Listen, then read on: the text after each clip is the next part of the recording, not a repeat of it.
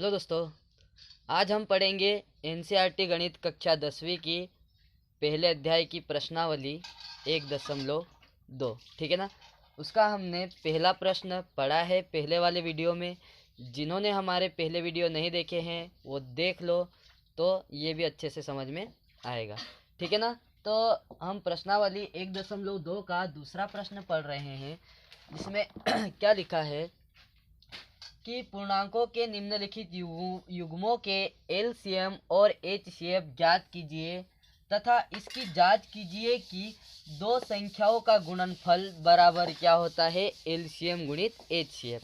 यहाँ पर हमें किन्हीं भी दो संख्या जो हमारे पास दी हुई है उनका निकालना है, एलसीएम निकालना है और एचसीएफ निकालना है। ठीक है ना।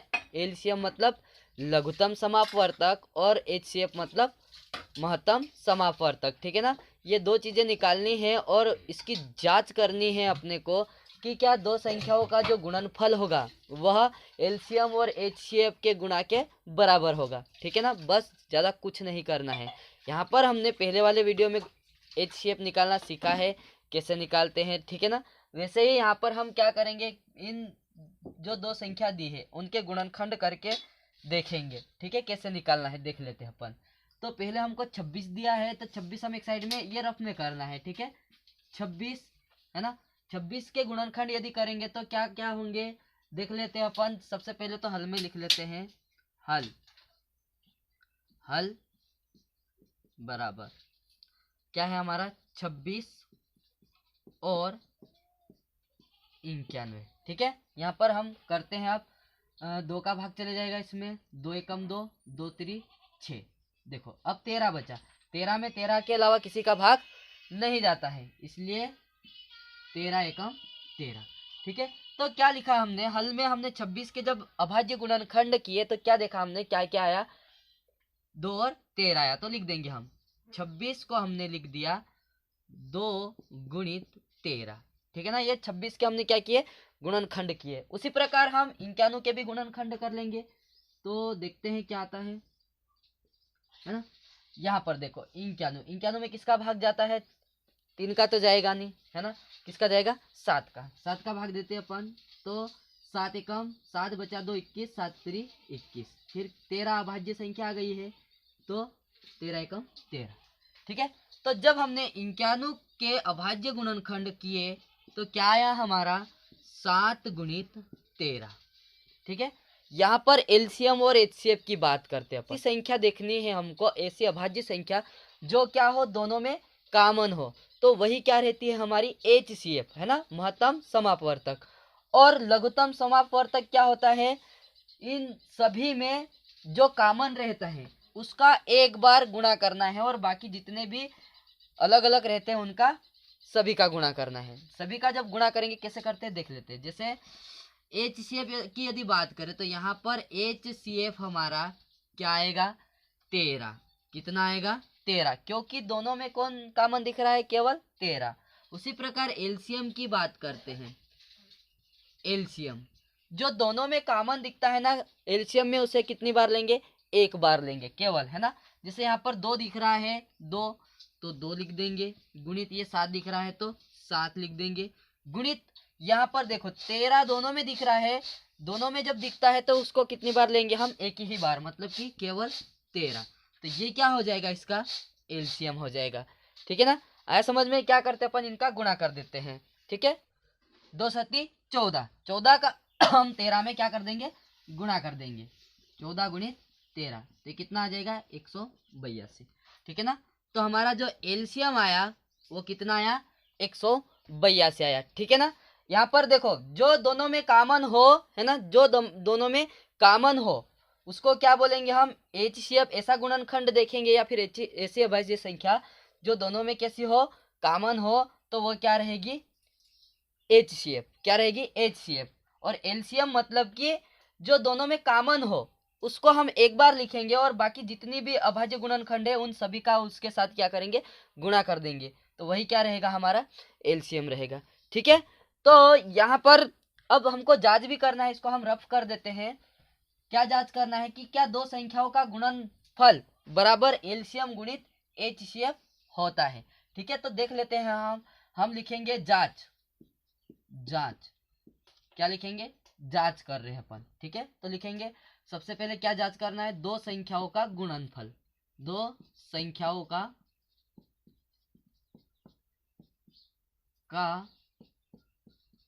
गुणनफल बराबर होता है LCM गुणित HCF, ठीक है। तो दो संख्या कौन कौन सी हमारी? 26 और 51। 26 और 51, तो 26 और 51 का गुणा किसके बराबर होगा? हमारा एलसीएम गुणित HCF के बराबर। तो एलसीएम हमारा कितना आया है? 182 और गुणित HCF कितना आया हमारा? 13 आया है। चलो गुणा करके देख लेते हैं, ठीक है ना। ये अपन रफ में करेंगे गुणा। तो 26 और गुणित क्या करेंगे हम? 51 करेंगे, देखो है ना। एक का पहाड़ा लेंगे तो 26 आएगा, कट मार के 6 नाम 54 की 4 हाथ की आई 5 9 दोनों 18, 18 और 5 कितना हो जाएगा? 23। जोड़ लेते हैं अपन, 6 6 और 23 कितना आया हमारा? 2366, ठीक है। तो जब हमने दोनों संख्याओं का गुणा किया तो कितना आया? 2366। तो ये किसके बराबर होना चाहिए? 182 गुणित 13 के बराबर। तो अब 182 और 13 का भी हम क्या करके देख लेते हैं? गुणा करके देख लेते हैं, ठीक है। कैसे करना है? 182 गुणित 13, देखो 3 दूनी 6 है ना, 3 8 24 की 4 हाथ की आई 2 3 एकम 3 और 2 5, कट मार देंगे, फिर 2 8 और 1, ये गुणा करते हैं अपन 6। देखो यहाँ पर 6, 5 और 8 कितने होते हैं? 13 की 3 हासिल क्या? एक और एक कितना हो जाएगा? 2। देखो 2366। तो यहाँ पर हमने क्या देखा कि दो संख्याओं का गुणा करेंगे या एलसीएम और एचसीएफ का गुणा करेंगे, दोनों स्थितियों में कितना आ रहा है? 2366, ठीक है ना। तो ये क्या हो गया? हमारे जांच हो गई। हम लिख सकते हैं प्रूफ या फिर सत्यापित, है ना। यहाँ पर तो ये होता ही है ना। तो अपने को एक ही बात ध्यान रखना है कि दो संख्याओं का यदि हम एलसीएम और एचसीएफ निकाल रहे हैं, है ना, तो उन दोनों संख्याओं का जो गुणनफल होगा और जो एलसीएम और एचसीएफ का गुणनफल होगा वो दोनों आपस में कैसे आएंगे? हमेशा बराबर आएंगे, ठीक है ना। चलो अगला प्रश्न देख लेते हैं अपन। अगला प्रश्न क्या है हमारा? 510 और 92 का हमें एलसीएम निकालना है, HCF निकालना है और क्या करना है? जांच करना है कि दो संख्याओं का गुणनफल बराबर एलसीएम गुणित HCF, ठीक है ना। तो लिखते हैं, ये प्रश्न नोट कर सकते हो, स्क्रीनशॉट ले सकते हो, ठीक है। रब कर देते से।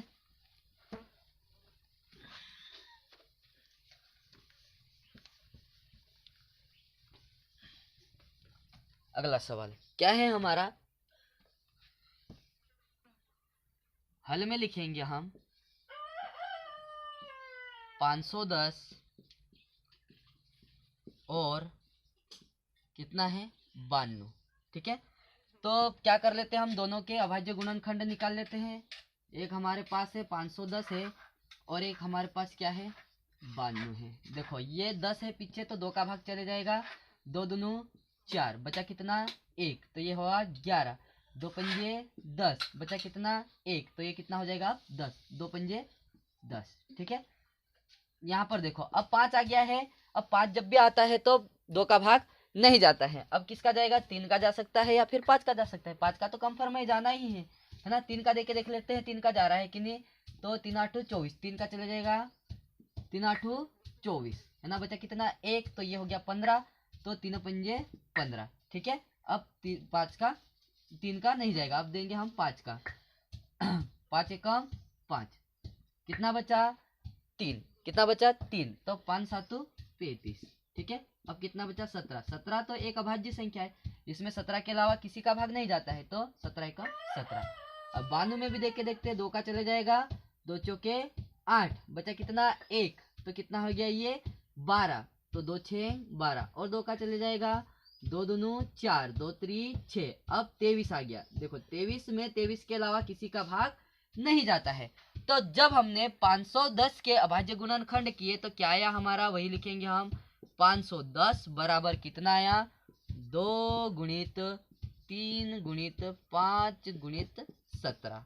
ठीक है, उसी प्रकार हमने 92 के भी गुणनखंड किए तो कितना आया देखते हैं अपन, 2 गुणित 2 गुणित 23 आया।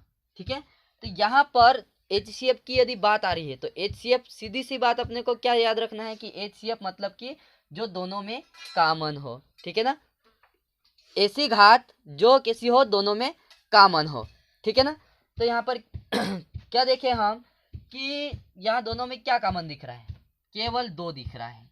तो हमारा HCF कितना हो जाएगा, 2 हो जाएगा। तो हम लिखेंगे HCF बराबर कितना आया, 2 आया। और एलसीएम में क्या करना है, जो दोनों में कॉमन हो उसे कितनी बार लिखना है, केवल एक बार लिखना है। ठीक है, तो एलसीएम निकाल लेते हैं हम। LCM बराबर दोनों में कॉमन क्या है, केवल 2 है तो 2 को एक बार लिखा।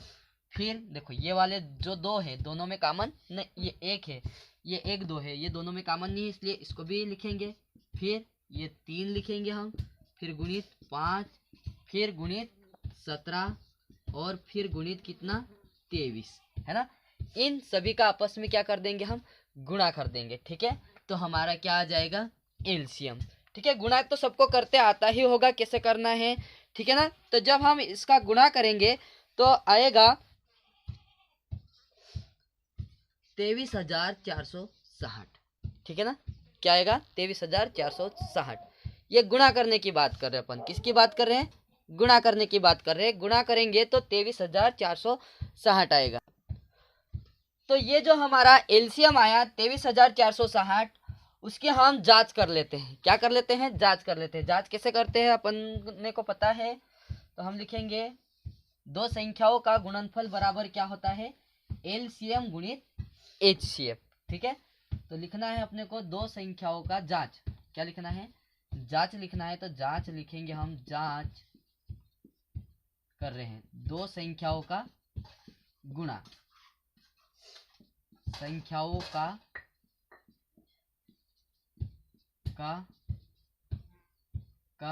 गुणनफल बराबर होता है LCM गुणित HCF। ठीक है ना, दो संख्या है हमारे पास, कौन कौन से है, 510 है, 510 है और क्या है 92। इन दोनों का जो गुणा होगा वह किसके बराबर आएगा, LCM गुणित HCF। LCM क्या है हमारा 23,460 और गुणित में HCF क्या है हमारा 2। ठीक है, इन दोनों का क्या करेंगे हम, गुणा। चलो गुणा करके देख लेते हैं कैसे करना है। 510 गुणित 92 गुणा करते लगभग सबको आता होगा, तो ये हो जाएगा 0, 2 एकम 2, 2 पंजे 10, कट मारेंगे, फिर 0, 9 एकम 9 और 9 पंजे 45। ठीक है, कितना आ जाएगा ये, 0, 2, फिर 9, फिर 6, फिर 460। ठीक है ना, ये हो गया हमारा 46,920। कितना आ गया, 46,920। ठीक है ना, तो ये जब हमने दो संख्याओं का गुणा किया तो कितना आया, 46,920। यदि हम एलसीएम और HCF का गुणा करेंगे तब भी कितना आना चाहिए, 46,920। ठीक है, चलो करके देख लेते हैं अपन कितना आ रहा है। 23,460 गुणित 2 करते हैं। ठीक है, 0, 2 छंग 12 की 2 हासिल क्या, ये 1, 8 दूनी, ये 4 दूनी 8 और 1 9 है ना, 2 3 6 और 2 दूनो 4। देखो कितना आया हमारा, जब हमने दो संख्याओं का गुणा किया और जब हमने एलसीएम और HCF का गुणा किया तब भी कितना आया 46,920। ठीक है ना। तो समझ में आया होगा, इसे नोट कर सकते हो। अगला प्रश्न क्या है हमारा 336 और 54। 336 और 54, सबसे पहले हम इनके गुणनखंड कर लेंगे। इधर 336 का गुणनखंड कर लेंगे और 54 का भी क्या कर लेंगे, हम गुणनखंड कर लेंगे। ठीक है, 6 दिख रहा है, मतलब 2 का भाग चले जाएगा। 2 एकम 2, बचा कितना 1, 13 हो गया। 2 6 12, बचा कितना 1, तो ये हो गया 16। 2 8 16। ठीक है, फिर और 2 का चले जाएगा। 2 8 16, 2 चौक 8, फिर 2 का जाएगा। 2 का 8 में देंगे तो 2 चौके 8, 2 का 4 में तो 2 दूनू 4, यहाँ भी 2 का चले जाएगा। 2 दूनू 4, 2 एकम 2। अब कितना आ गया है 21 आ गया है, इसमें 3 का चले जाता है तो 3 7 21, फिर 7, 7 एकम 7। ठीक है, 7 अभाज्य संख्या है। इसी प्रकार हम 54 के भी अभाज्य गुणनखंड कर लेते हैं। तो 54 में किसका भाग जाएगा, 2 का चले जाएगा, तो 2 का देते हैं अपन। 2 दूनू 4 है ना, बचा कितना 1, तो हो गया 14। 2 7 14। ठीक है, अब 27 में 3 का चले जाएगा। 3 आम 27। 9 में 3 का जाएगा, 3 3 9, 3 में 3 का, तो 3 एकम 3। जब हमने 336 के अभाज्य गुणनखंड किए तो हमको क्या देखने को मिला, 2 गुणित 2 गुणित 2 गुणित 2 गुणित 3 गुणित 7। ठीक है ना, ये इसके क्या हुए, अभाज्य गुणनखंड। ठीक है, जब हमने 54 को भी अभाज्य गुणनखंड के रूप में तोड़ा तो क्या आया, 2 गुणित 3 गुणित 3 गुणित 3। ठीक है, तो HCF की बात करते हैं अपन यहाँ पर। HCF मतलब कि दोनों में जो कॉमन होता है। तो HCF यहाँ पर हमें देखो, एक तो 2 दिख रहा है जो दोनों में कॉमन है, और एक क्या दिख रहा है 3 जो दोनों में कॉमन है। तो क्या आ जाएगा 2, यहाँ से ये 2 कॉमन दिख रहा है तो 2, और गुणित में यहाँ से एक 3 कॉमन दिख रहा है तो 3, है ना। ये क्या हो गया हमारा HCF, कितना हो गया 6। उसी प्रकार LCM की बात करते हैं हम। LCM मतलब कि जो दोनों में कॉमन रहता है उसे एक बार लिखते हैं, है ना, बाकी सबको जितनी बार है उतनी बार लिखते हैं। ठीक है, दोनों में कॉमन कौन है, ये वाला 2 है तो 2 लिखेंगे। गुणित यहाँ पर ये 3, जो 3 बार 2 है वो दोनों में कॉमन नहीं है, इसलिए इनको तीनों बार लिखना पड़ेगा। 2 गुणित 2 गुणित 2। अब गुणित यहाँ पर ये वाले जो 3 है ये दोनों में कॉमन नहीं है, इसलिए दोनों बार। ठीक है, फिर गुणित ये वाला 3 दोनों में कॉमन है, इसलिए इसको एक बार लिखते हैं। और गुणित में क्या आ गया, 7 आ गया। ठीक है, इन सभी का क्या करना है, आपस में गुणा कर देंगे हम। जब इनका गुणा करेंगे हम तो क्या आएगा, 3024। कितना आएगा, 3024। गुणा करते तो लगभग सबको आता होगा। अब क्या कर लेते हैं हम, जांच कर लेते हैं। क्या कर लेते हैं, जांच कर लेते हैं। ठीक है, इसको मिटा देते हैं। जांच कैसे करते हैं, हमको 2 संख्याओं का जो गुणनफल होगा वह एलसीएम और एचसीएफ के गुणा के बराबर होगा। ठीक है, तो हम लिखते हैं वही जांच 2 संख्याओं का गुणनफल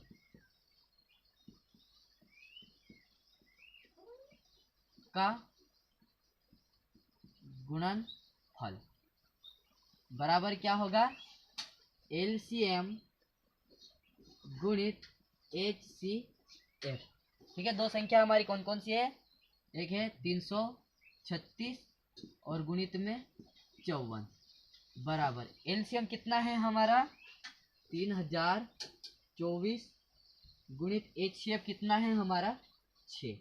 ठीक है, गुणा कर लेते हैं। गुणा करते आता है सबको, कैसे करेंगे, ये 336 गुणित में 54।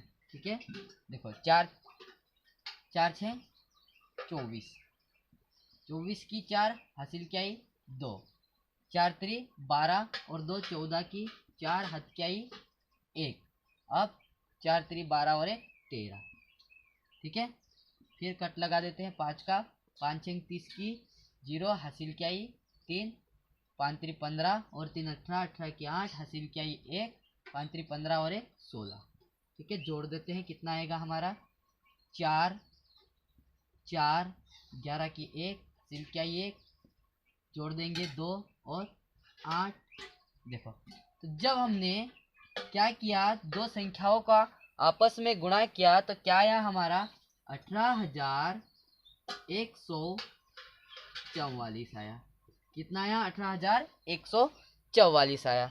जब हम एलसीएम और एचसीएफ का गुणा करेंगे तब भी यही आना चाहिए। ठीक है, इसको रफ कर देते हैं अपन, इसकी ज़रूरत नहीं है हमें, हमने गुणा करना देखा था बस।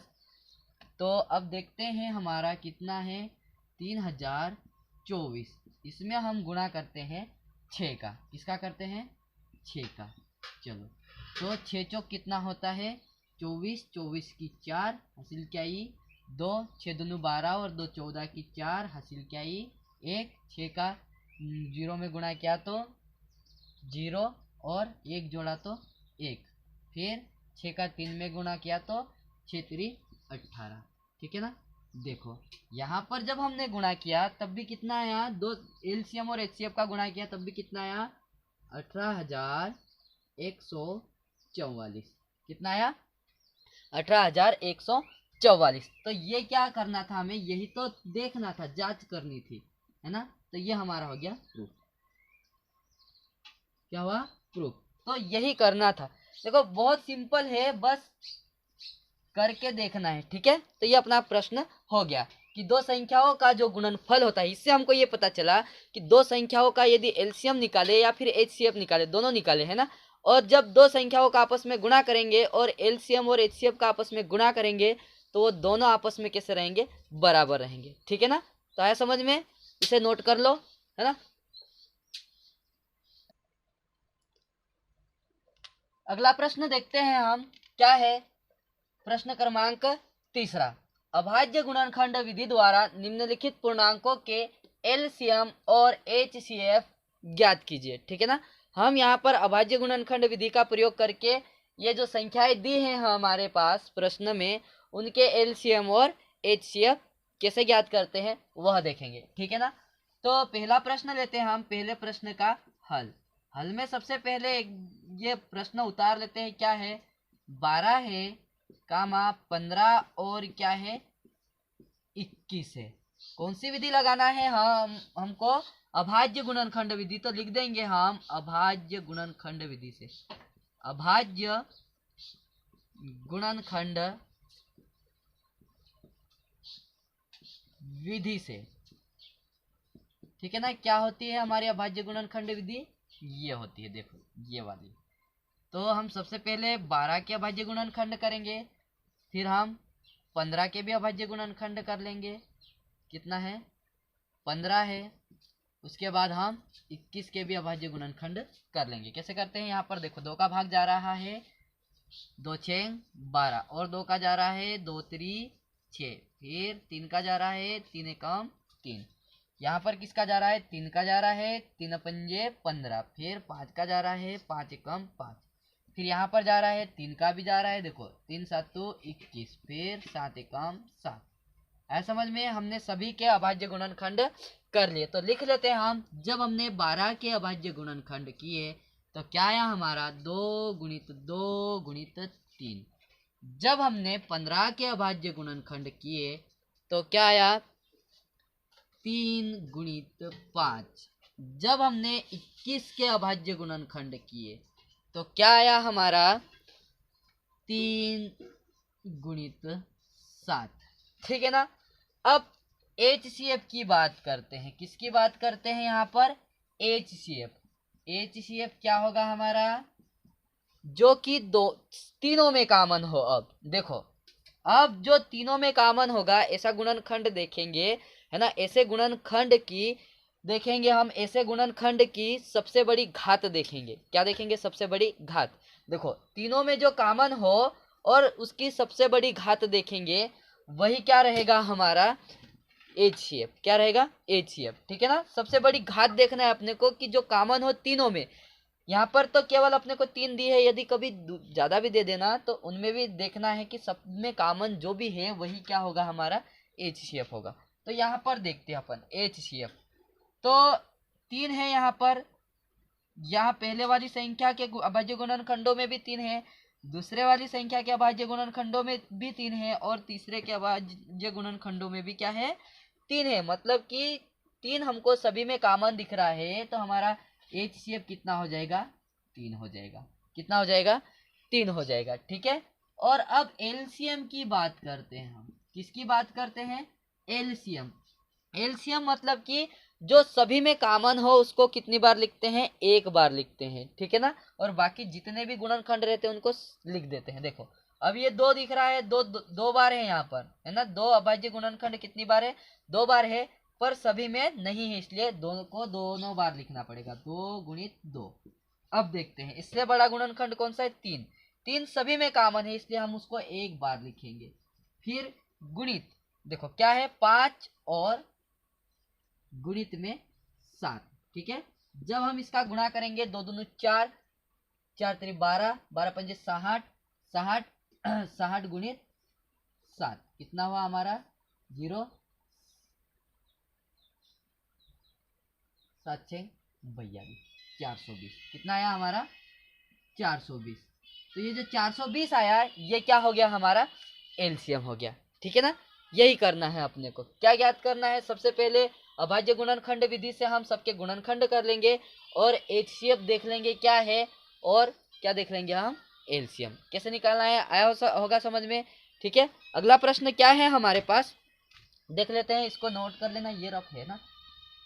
ठीक है, इसका स्क्रीनशॉट भी ले सकते हो या फिर नोट भी कर सकते हो।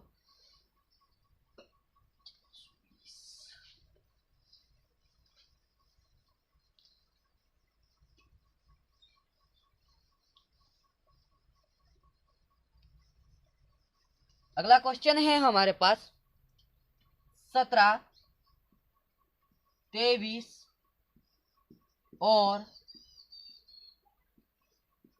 29 का हमें LCM निकालना है और HCF निकालना है। कैसे करते हैं, इन तीनों के अभाज्य गुणनखंड कर लेते हैं हम। 17, फिर 23, फिर 29।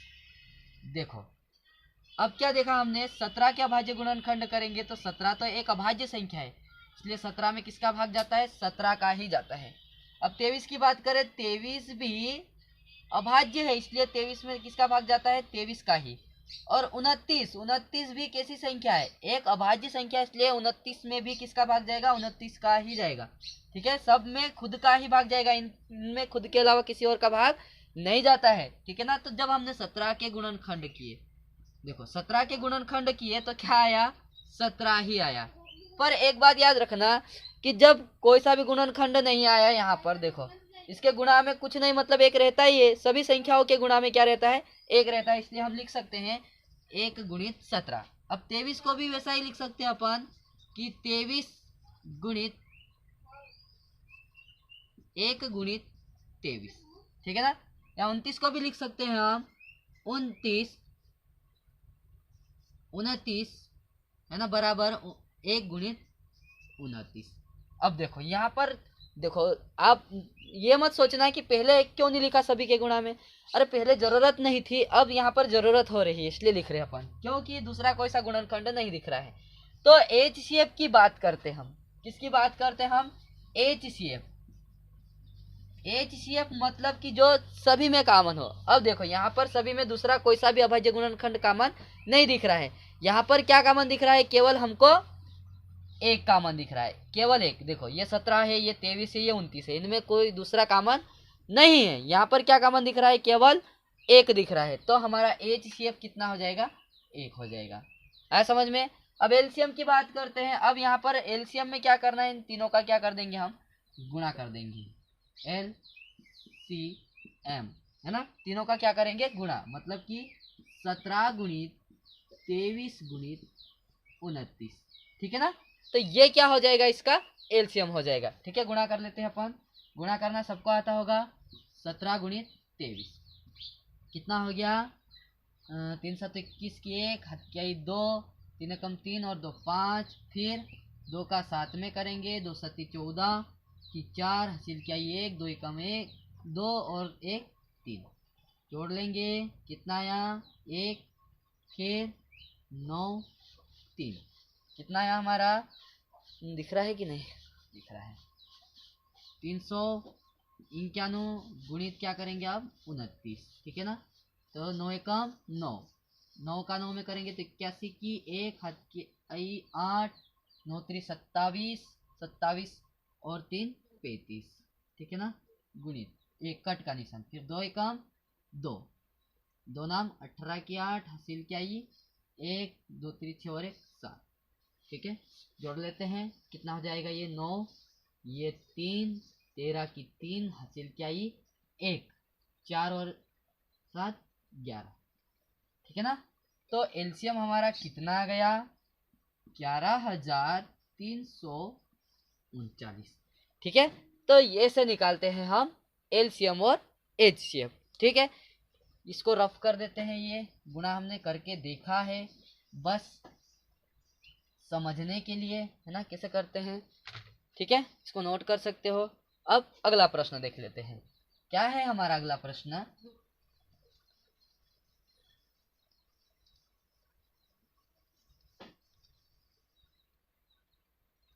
8 9 और 25 का 8 9 और 25, इसका हमें एलसीएम और एचसीएफ निकालना है, किससे, अभाज्य गुणनखंड विधि से। तो लिखेंगे हम अभाज्य गुणनखंड विधि से, ठीक है ना। क्या है 8 का अभाज्य गुणनखंड कर लेंगे, फिर 9 का अभाज्य गुणनखंड कर लेंगे, फिर 25 के भी अभाज्य गुणनखंड हम कर लेंगे। जब हम 8 के करेंगे तो क्या आएगा 2 चौक 8, 2 दूनू 4, 2 एकम 2, फिर 9 का 3 3 9, 3 एकम 3, फिर 25 का 5 पंजे 25, फिर 5 एकम 5, ठीक है ना। जब 8 के अभाज्य गुणनखंड किए हमने तो क्या देखा हमने 2 गुणित 2 गुणित 2। अब 3 के जब 9 के जब अभाज्य गुणनखंड किए तो क्या देखा हमने 3 गुणित 3। 5 25 के अभाज्य गुणनखंड किए तो क्या देखा हमने 5 गुणित 5। देखो अब यहाँ पर एचसीएफ की बात आती है, तो हमें कौन सा गुणनखंड देखना है, ऐसा गुणनखंड देखना है जो सभी में क्या हो कॉमन हो। पर यहाँ पर हमें कोई सा भी कॉमन गुणनखंड नहीं दिख रहा है। देखो 2 इसमें है, इसमें नहीं है, इसमें भी नहीं है ना। 3 ये वाले में है, यहाँ नहीं है, यहाँ नहीं है, मतलब कि कोई सा भी कॉमन गुणनखंड नहीं दिख रहा है। जब हमें कोई सा भी कॉमन गुणनखंड नहीं दिखे तो क्या देखना है, अपना एचसीएफ जो रहेगा वो क्या रहेगा 1 रहेगा, है ना। इससे पहले वाले प्रश्न में हमने देखा 1 सभी के गुणा में रहता है, मतलब कि हम यहाँ पर लिख सकते हैं गुणित 1, है ना, गुणित यहाँ भी 1 और गुणित यहाँ भी 1। तो जब भी हमारे पास कोई सा कॉमन गुणनखंड नहीं आता है तो उन संख्याओं का एचसीएफ क्या हो जाता है हमारा 1 हो जाता है, ठीक है। और एलसीएम की बात करें तो एलसीएम में इन सभी का क्या कर देंगे हम आपस में गुणा कर देंगे, क्योंकि देखो यहाँ पर कोई सा भी कॉमन गुणनखंड नहीं है, जो कॉमन रहता है उसे एक बार लिखते हैं हम, यहाँ तो कोई कॉमन है ही नहीं, तो इन सभी का आपस में क्या करना पड़ेगा गुणा।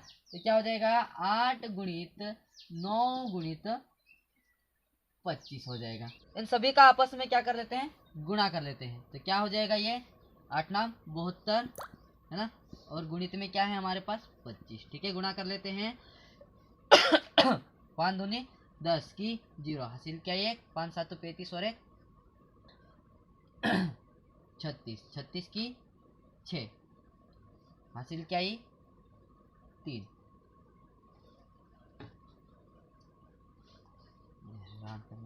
ज्वारे गुणा करता नहीं आवड़तो, काय भणावता आवड़से।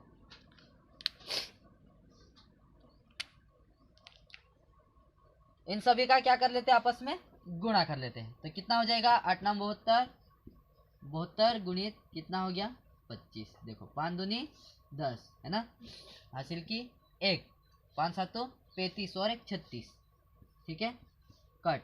फिर 2 दूनी 4, 2 साती 14, जोड़ लेते हैं, कितना हो गया ये 0, 6 और 4 10 की 0, हासिल क्या आई 1 है ना, 1 और 3 4, 4 और 8। तो जब हमने गुणा किया इन दोनों तीनों का तो कितना आ गया हमारा 1800, जो कि क्या है हमारा एलसीएम आ गया, ठीक है ना। तो समझ में आया होगा अभाज्य गुणनखंड विधि से हम किन्हीं संख्याओं का एलसीएम और एचसीएफ कैसे निकालते हैं, ठीक है ना। तो ये तो अपना रफ है, इसे नोट कर सकते हो, ठीक है।